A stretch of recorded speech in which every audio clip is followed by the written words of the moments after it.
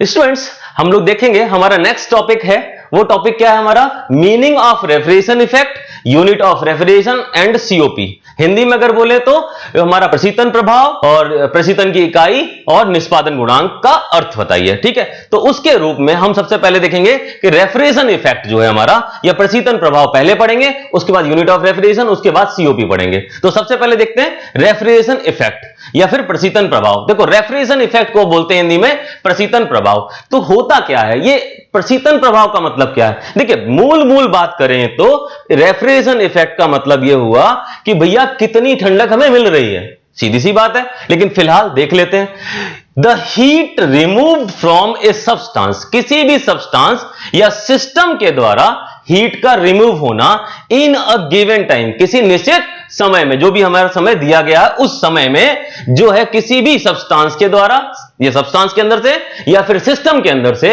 Heat का remove होना ही जो है हमारा क्या कहलाता है, रेफ्रिजरेशन इफेक्ट कहलाता है। मतलब क्या हुआ? मतलब यही हुआ कि रेफ्रिजरेशन इफेक्ट वो है जो कि किसी सब्सटेंस या सिस्टम के अंदर से किसी निश्चित टाइम में जितनी जो है हीट रिमूव हो रही है उसी को जो है हम बोलते हैं रेफ्रिजरेशन इफेक्ट। सीधी सी बात हो गई। हिंदी में देख लेते हैं क्या है, किसी पदार्थ या निकाय से, किसी पदार्थ मतलब सब्सटेंस, निकाय का मतलब सिस्टम, किसी सब्सटेंस या सिस्टम से निश्चित समय में निकाली गई ऊष्मा को प्रशीतन प्रभाव कहते हैं। देखिए भाई, प्रशीतन प्रभाव का मतलब क्या हुआ कि आपने कोई हीट रिमूव की, किसमें से, किसी निश्चित समय में से। मतलब हीट रिमूव करने का मतलब किलोजूल होता है, और किसी समय की बात कर दी तो किलोजूल पर minute, kilojoule per hour, kilojoule पर सेकंड। तो जितनी भी हमारी किलोजूल पर सेकंड या किलोजूल पर आवर या किलोजूल पर जो भी हमारे पास पर डे मतलब 24 आवर्स अगर जो है हमारी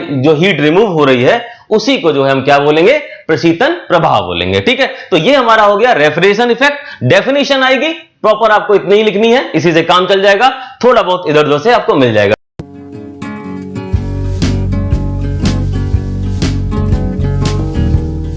नेक्स्ट हमारा है यूनिट ऑफ रेफ्रिजरेशन।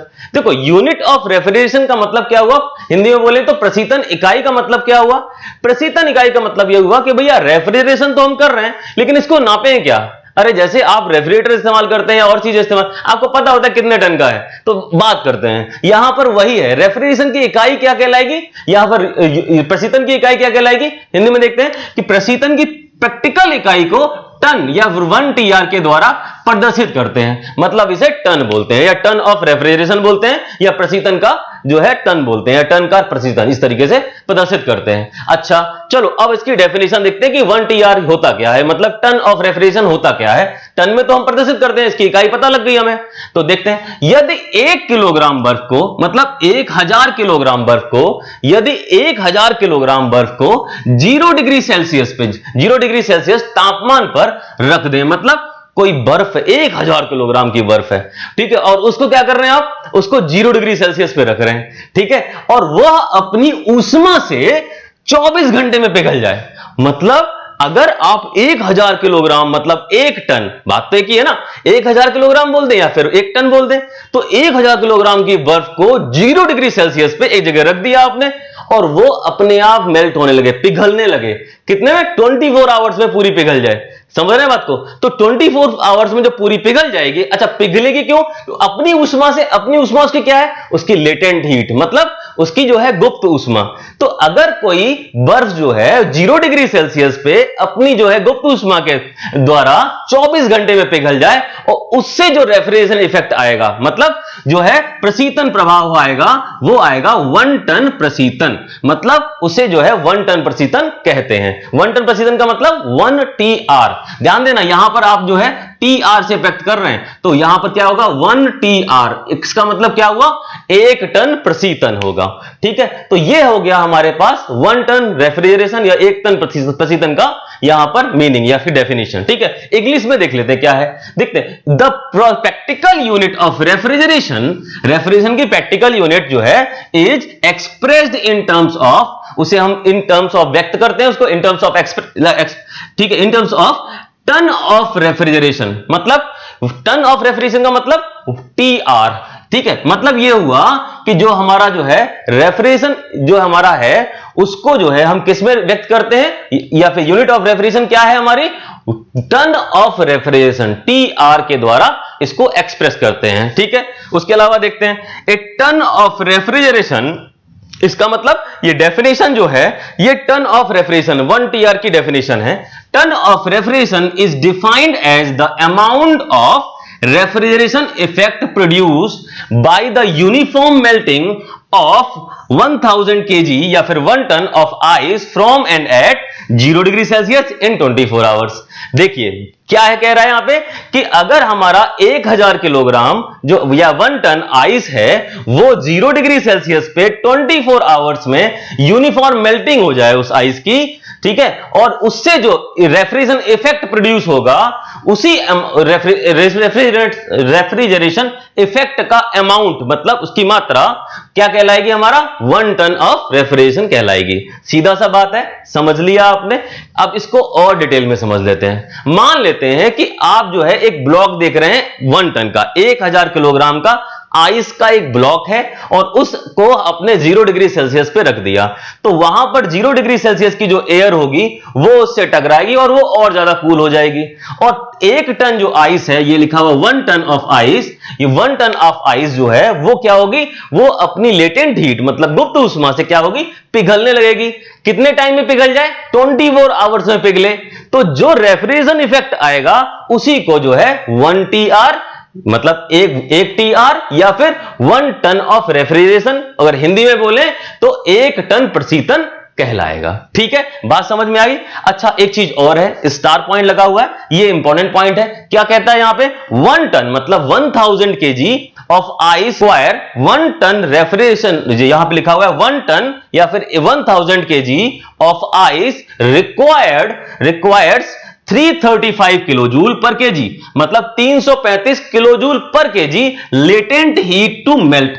मतलब क्या हुआ कि अगर आप इतनी आइस को मेल्ट करते हैं, पिघलाते हैं, तो आपको इतनी गुप्त ऊष्मा मतलब 335 किलोजूल पर केजी जो है लेटेंट हीट की या फिर गुप्त ऊष्मा की आवश्यकता होगी। यही मैंने हिंदी में लिखा हुआ है यहां पे, क्या है, 1000 किलोग्राम बर्फ को पिघलाने के लिए 335 किलोजूल पर केजी गुप्त ऊष्मा की आवश्यकता होती है। यह क्लियर हो गया, मतलब इतनी जो है आपको लेटेंट हीट चाहिए होगी। अच्छा एक चीज जो है जो मुझे बतानी है वो ये है कि अगर आप 335 kilojoule per kg latent heat की जरूरत पड़ती है, अगर हमारा हीट ट्रांसफर, ठीक है, 24 आवर्स में होता है, तो 24 आवर्स में हीट ट्रांसफर होगा तो उसी को जो है हम बोलते हैं रेट ऑफ हीट ट्रांसफर। ठीक है, तो बात करेंगे आगे।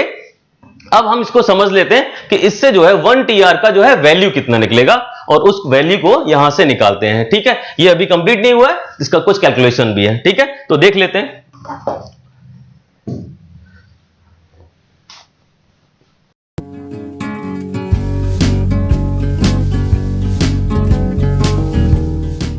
स्टूडेंट्स देखते हैं अब क्या है 1 टन ऑफ रेफ्रिजरेशन। देखिए अगर हम देखेंगे 1 TR, इसको जो है 1 TR अगर हम बोलें तो 1 TR इक्वल्स टू कितना होगा, तो हमने जैसा यहां देखा कि 1 TR का मतलब 1 टन रेफ्रिजरेशन किससे मिल रहा था, 1000 किलोग्राम बर्फ से मिल रहा था, मतलब 1000 किलोग्राम 1000 और इसको जो है 1000 किलोग्राम जो है बर्फ को पिघलाने के लिए कितनी लेटेंट हीट की आवश्यकता पड़ रही थी, वो पड़ रही थी 335। ठीक है, तो ये यहां पे 335 हो गया, तो क्या होगा 1000 किलोग्राम 335 ये किलोजूल पर केजी, तो यहां पर किस में आ जाएगा, किलोजूल इन 24 आवर्स 24 घंटे में हमें जो है इतना जो है रेफ्रिजरेशन इफेक्ट चाहिए, यही 1 TR से प्रदर्शित होता है। ठीक है, ये हो गया। अगर इसको कन्वर्ट करें तो क्या होगा, 1000 इंटू 335 अपॉन 24, ये किसमें हो गया, किलोजूल पर, ये किसमें आ जाएगा, आवर में आ जाएगा। ठीक है, उसके अलावा इसको हम और कन्वर्ट करते हैं किसमें, देखो 1000 इंटू 335 अपॉन 24 इंटू 60, ये हमारा किस में आ जाएगा, मिनट में आ जाएगा, तो किलोजूल पर मिनट में आ जाएगा। यही जो है हम किलोजूल पर मिनट का इस्तेमाल करते हैं, किलोजूल पर सेकंड का भी इस्तेमाल करते हैं और हम जो है किलोवाट का भी इस्तेमाल, किलोजूल पर सेकंड क्या हो जाएगा, किलोवाट हो जाएगा। तो इसको जो है निकालेंगे तो कितना निकलेगा, 232.6 किलो जूल पर मिनट, यही निकलेगा यहां से 1 TR का वैल्यू। 1 TR का वैल्यू इतना निकल के आता है अगर हम थ्योरेटिकल इस तरह से निकालते हैं। ठीक है स्टूडेंट्स, तो यहां पर 132.6 जो है ये हमारा थ्योरेटिकल वैल्यू निकल के आता है। और यहां पर जो है इस वैल्यू को एक्चुअली लिया नहीं जाता, क्या करते हैं, इसके लगभग जो वैल्यू है वो हम लेते हैं 210 किलो जूल पर मिनट, ये वैल्यू लेते हैं। और इसके बराबर जो है एक और यूनिट है जो किलो, या अगर इसको मिनट की जगह पे सेकंड कर दें, इसमें 60 का और डिवाइड कर दें, तो जो उस वैल्यू को आते हैं वो 3.5 किलोवाट। ठीक है, ये वैल्यू निकल के आती है 3.5 किलोवाट। तो अब आपका 1 टन ऑफ रेफ्रिजरेशन जो है 1 टन प्रति टन जो है वो किसके बराबर होगा, 210 किलो जूल पर मिनट के, या फिर 3.5 किलोवाट के बराबर हो जाएगा। यहां से 1 TR की वैल्यू निकाल लेते हैं। अब जिस किसी भी क्वेश्चन के अंदर हमें दिया होगा कि 1 टन या फिर 2 टन 3 टन या 1 TR या 4 TR जितना भी वैल्यू दी हो, उस वैल्यू में आप कन्वर्ट करने के लिए आप 210 का मल्टीप्लाई करेंगे अगर किलो जूल पर मिनट चाहिए, या फिर 3.5 का मल्टीप्लाई करेंगे अगर किलो जूल पर सेकेंड चाहिए, या फिर इसे किलोवाट भी बोल देते हैं। ठीक है, तो वो जो है यहां से वैल्यू हमें मिल जाएगी। ठीक है, अब देखिए, अब एक बार हल्का सा एक रिवाइज कर लेते हैं। देखिए, हमने बोला था 1000 kg बर्फ है, 0 डिग्री सेल्सियस पे रखा गया और उसको पिघलाने के लिए जो उसकी गुप्त ऊष्मा है उसने काम किया और उसको मेल्ट कराया। 24 आवर्स में मेल्ट हो गई। अब 24 आवर्स में जितनी मेल्ट हो गई उससे जितना भी रेफ्रिजरेशन इफेक्ट आएगा उसी को 1 टन ऑफ रेफ्रिजरेशन बोल देंगे। तो ये हमारे पास पूरा का पूरा क्वेश्चन हो गया। अब सबसे बड़ी बात, this is the most important topic, आपके पूरे सब्जेक्ट का सबसे इंपॉर्टेंट टॉपिक है। आपको इसे अच्छे से पढ़ना है और पूरा का पूरा यही आपको जो है एग्जाम में लिखना है। ठीक है, आपको कंपटीशन में भी हेल्प मिलेगी, काफी कुछ है। ठीक है स्टूडेंट्स, तो अब हम पढ़ेंगे सीओपी के बारे में, तो कोफिशिएंट ऑफ परफॉर्मेंस या फिर निष्पादन गुणांक, जो हमारा नेक्स्ट टॉपिक है। ठीक है स्टूडेंट्स,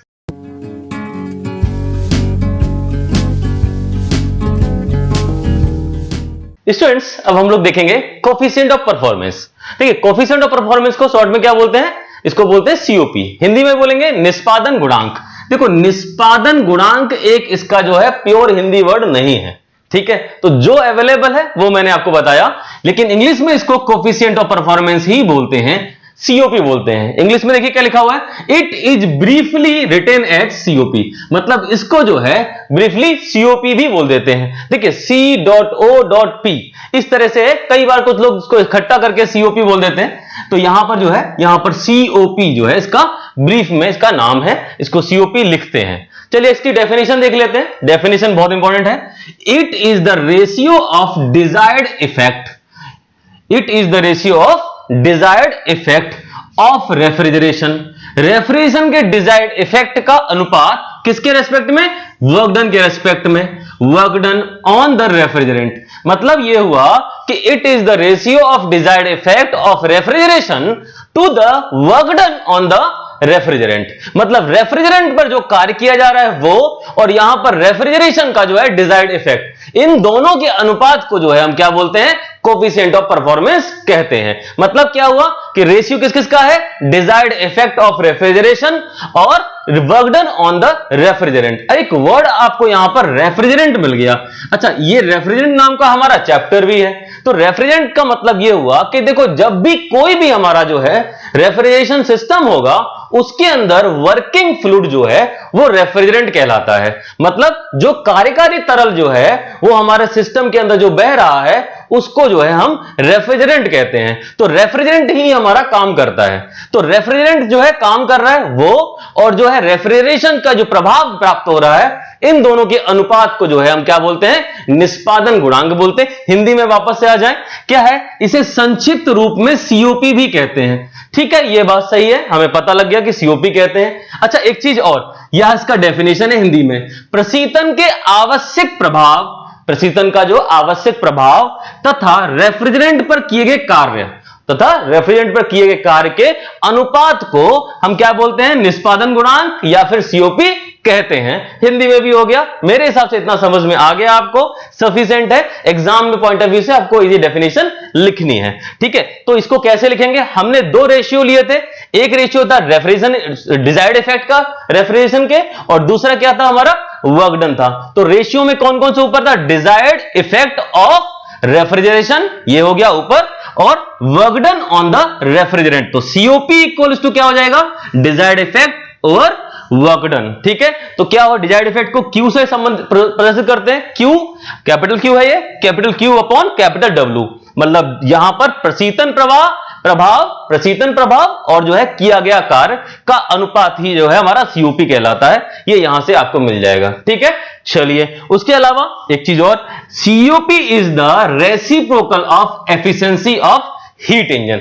अच्छा, हीट इंजन की जो एफिशिएंसी होती है उसका ठीक उल्टा, मतलब इसका रेसिप्रोकल होता है सीओपी। तो किसी भी हमारा रेफ्रिजरेशन सिस्टम का सीओपी जो है वो 1 अपॉन एफिशिएंसी के बराबर होगा। ठीक है, 1 ऑफ एफिशिएंसी के बराबर होगा, मतलब हीट इंजन की जो एफिशिएंसी है उसका ठीक उल्टा होता है, या ऊष्मा इंजन की दक्षता का उल्टा होता है। ये मैंने आपको बता दिया। एक चीज और, तो सीओपी की सर कोई यूनिट नहीं होगी, सीओपी की कोई यूनिट नहीं होगी। सीओपी की यूनिट कैसे होगी, क्योंकि ये भी हमारा किलो जूल में, ये भी किलो जूल में, तो आपकी यूनिट नहीं होने वाली। ठीक है, तो यहां पर जो है सीओपी, जैसे दक्षता की कोई यूनिट नहीं होती, एफिशिएंसी की कोई यूनिट होती, वैसे सीओपी की यूनिट नहीं होती। सीओपी कहां निकाला जाता है, वो हमेशा रेफ्रिजरेशन सिस्टम में निकाला जाता है, और जो है हमारा एफिशिएंसी कहां निकाला जाता है, वो हीट इंजन में निकाला जाता है। जितने भी इंजन हैं उनकी एफिशिएंसी निकलती है, और जितने भी रेफ्रिजरेशन सिस्टम है, रेफ्रिजरेशन सिस्टम मतलब प्रशीतन जो है सिस्टम जो है, उनमें जो है हम क्या करते हैं, सीओपी निकालते हैं। ठीक है, तो सीओपी कंप्लीट हो गया। अब हम इससे रिलेटेड एक आपको न्यूमेरिकल कराएंगे जिसकी जो है आपको जरूरत होगी। ठीक है स्टूडेंट्स,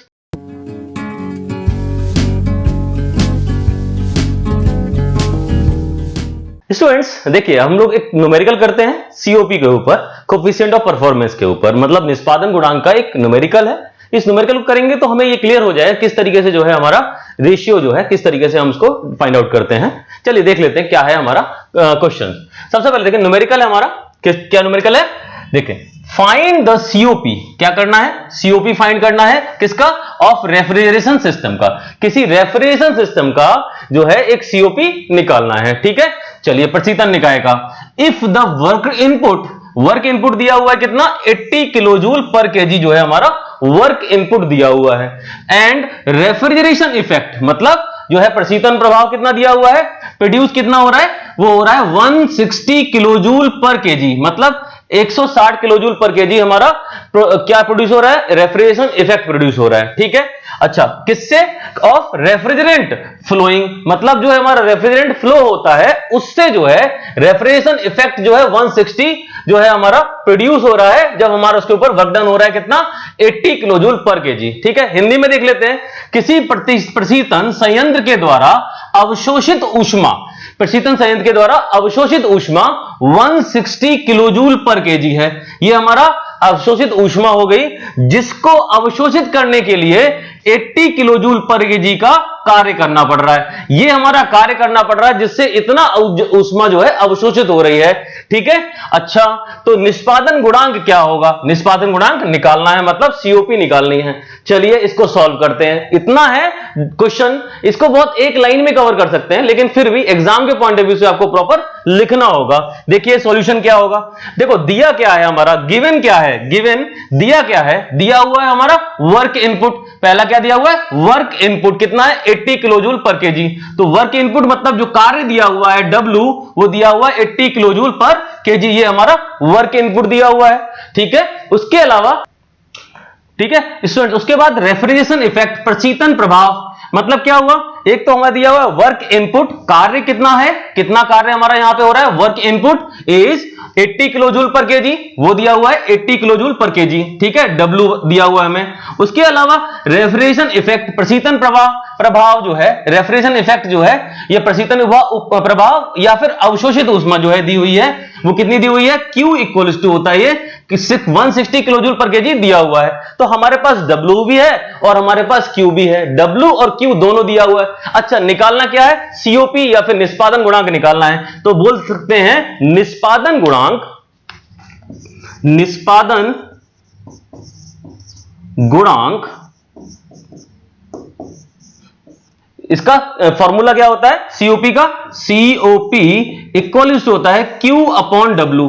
Q क्या मतलब जो हमारा रेफ्रिजरेशन इफेक्ट है, और जो है W क्या है, वर्क इनपुट है। तो जो है रेफ्रिजरेशन इफेक्ट या फिर प्रशीतन प्रभाव अपॉन वर्क इक्वल्स टू कितना, Q कितना दिया हुआ है 160 और ये हमारा कितना दिया हुआ है 80। अच्छा, दोनों की यूनिट सेम है, kilojoule per KG, kilojoule per KG, तो कोई भी हमें चेंज नहीं करना। तो 160 अपॉन 80 कितना आ जाएगा, यहां पर आ जाएगा आंसर 2। तो हमारा COP कितना आ गया, COP इक्वल्स टू 2 हो जाएगा। बस इतना छोटा सा जो है हमारा न्यूमेरिकल है COP ऊपर, और हमें यह पता लग गया कि किस तरीके से इनका रेशियो निकाला जाता है। कोई यूनिट नहीं है, बस केवल COP हमारा 2 हो जाएगा। ठीक है, इसके बाद हमारा जो नेक्स्ट टॉपिक होगा वो हमारा होगा difference between COP and efficiency of the heat engine. ठीक है, तो उन दोनों के बीच में जो है हम अंतर निकालेंगे। ठीक है स्टूडेंट्स,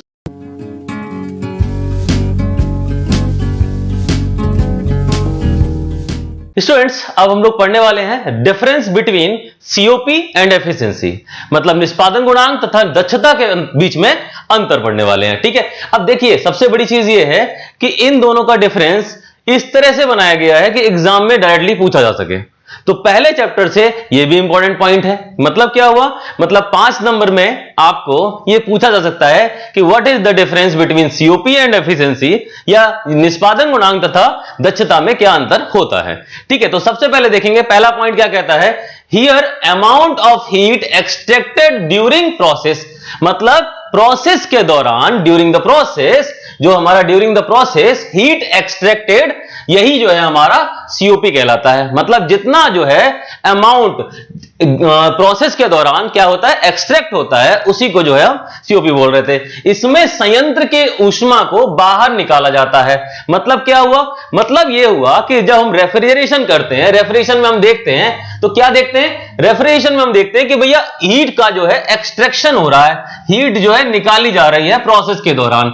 तो जो है COP जो है हम किसके लिए इस्तेमाल करते हैं, रेफ्रिजरेशन में इस्तेमाल करते हैं। तो इसीलिए इसके अंदर क्या होता है, इसके संयंत्र से ऊष्मा को बाहर निकाला जाता है। पहला पॉइंट हो गया। लेकिन एफिशिएंसी में ऐसा नहीं है। एफिशिएंसी में इसी ऊष्मा का उपयोग करके आप जो है क्या कर रहे हैं, इंजन को चला रहे हैं। तो इन दिस मतलब इस एफिशिएंसी के लिए in this work done is produced during the process, मतलब यह हुआ कि इसमें जो है ऊष्मा के कारण जो है वर्क डन प्रोड्यूस होता है ड्यूरिंग द प्रोसेस, प्रोसेस के दौरान वर्क डन मतलब कार्य प्राप्त होता है। जब देखो इंजन चलेगा तो हमें वर्क मिलेगा, तो वही चीज लिखी है, इसमें ऊष्मा का उपयोग करके कार्य प्राप्त किया जाता है। ठीक है, ये समझ में आ गया। तो एक तरफ जो है कह रहा है कि भैया हीट निकाली जाती है, इसमें काम करके उस हीट निकाली जा रही है, और इसमें हीट के प्रयोग से क्या कर रहे हैं, वर्क डन जो है प्राप्त किया जाता है। यह बात हो गई। तो पहला डिफरेंस जो है वो यही हो गया, एक तरफ ऊष्मा का उपयोग करा जाता है, एक तरफ ऊष्मा को निकाला जाता है, दोनों ही हो गए। दूसरा पॉइंट देखिए, यहां पे लिखा हुआ desired effect to maintain lower temperature. अब देखो यार, हमें क्या चाहिए रेफ्रिजरेशन से, हमें तो ठंडक चाहिए। तो हमारा डिजायर्ड इफेक्ट क्या है, डिजायर्ड इफेक्ट है कि हमारा लोअर टेम्परेचर बना रहे, टेम्परेचर कैसा है, लोअर रहे। तो यहां पे लिखा है तापमान को कम रखना ही आवश्यक प्रभाव होता है। मतलब आवश्यक प्रभाव क्या है, तापमान को कम रखना। तो कम होगा तभी जो है हमें जो है यूजफुल होगा। तो यहां पर जो है COP वाले सेक्शन में, अगर निष्पादन गुणांक वाले सेक्शन में चले तो यहां पर COP जो रेफ्रिजरेटर की निकाली जाती है, उस पर्टिकुलर COP की जो है, अब किसी रेफ्रिजरेटर के लिए COP निकालेंगे तो जितनी ज्यादा COP होगी आप उतना ही जो है हमारा लोअर टेम्परेचर जो है मेंटेन होगा। ठीक है, अब इस तरफ चलते हैं, यहां देखते हैं higher temperature is used to produce work done. जितना ज्यादा टेम्परेचर होगा, देखिए जितना ज्यादा टेम्परेचर डिफरेंस होगा, देखो लास्ट सेमेस्टर में हमने पढ़ा था थर्मल इंजीनियरिंग में, वहां पर इसको डिटेल में पढ़ा था एफिशिएंसी को। तो जितना ज्यादा जो है टेम्परेचर डिफरेंस होगा उतना ही ज्यादा हमारा वर्क डन प्रोड्यूस होगा, उतना ही वर्क डन निकलेगा। तो क्या होता है यार, यहां पर क्या होता है, वर्क डन अपॉन जो है हमारा हीट, यही तो होता है इसका एफिशिएंसी का। तो यहां पे हायर टेम्परेचर जो है वो यूज किया जाएगा वर्क डन जो है प्रोड्यूस करने के लिए। तो उच्च तापमान को उपयोग करके कार्य प्राप्त होता है दक्षता की कंडीशंस में। ठीक है, उसके अलावा इधर देखते हैं रेफ्रिजरेशन में अगला point, it is always greater than 1। हाँ भैया बिल्कुल सही है कि मतलब रेफ्रिजरेशन में जो है COP जो है उसकी वैल्यू हमेशा 1 से ज्यादा रखी जाती है, 1 से ज्यादा मिलती है। ठीक है, और इधर देखेंगे यहां पर जो है एफिशिएंसी हमेशा 1 से कम मिलती है। अगर 1 होगी या फिर 1 से कम होगी, 1 होगी का मतलब हमारा 100% एफिशिएंट इंजन है। अब 100% एफिशिएंट इंजन क्या होगा, वो कार्नोट इंजन होगा। ठीक है, तो ये हमारा कार्नोट इंजन है, उसकी एफिशिएंसी 100% होगी, तो एफिशिएंसी जो है हमेशा 1 या फिर 1 से कम होगी। ठीक है, तो ये हमारी दक्षता के रूप में हो गया। अच्छा, रेफ्रिजरेशन में ऐसा नहीं है, यहां पर हमेशा सीओपी जो है 1 से ज्यादा रहेगी। ठीक है, अगला देखें, it is used for refrigerator. अच्छा, सीओपी हमेशा रेफ्रिजरेटर या रेफ्रिजरेटर सिस्टम, जो रेफ्रिजरेशन सिस्टम होते हैं उनके लिए ही यूज की जाती है। क्या लिखा है, यह प्रशीतन में उपयोग की जाती है। तो प्रशीतन के अंदर सीओपी का यूज किया जाता है, और जो है हमारा इंजन के अंदर it is used for heat engine. तो जितने भी इंजन हैं उनमें जो है हम एफिशिएंसी या फिर ऊष्मीय इंजन में उपयोग किया जाता है। तो ऊष्मीय इंजन के लिए क्या करेंगे, या इंजन के लिए हम एफिशिएंसी निकालेंगे, और रेफ्रिजरेटर के लिए या रेफ्रिजरेशन सिस्टम के लिए जो है हम सीओपी निकालेंगे।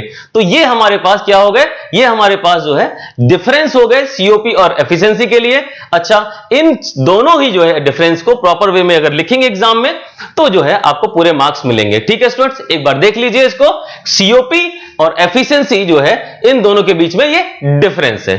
ठीक है स्टूडेंट्स, डाउनलोड करें APH इंजीनियरिंग एकेडमी ऐप और पाएं बेस्ट कोचिंग।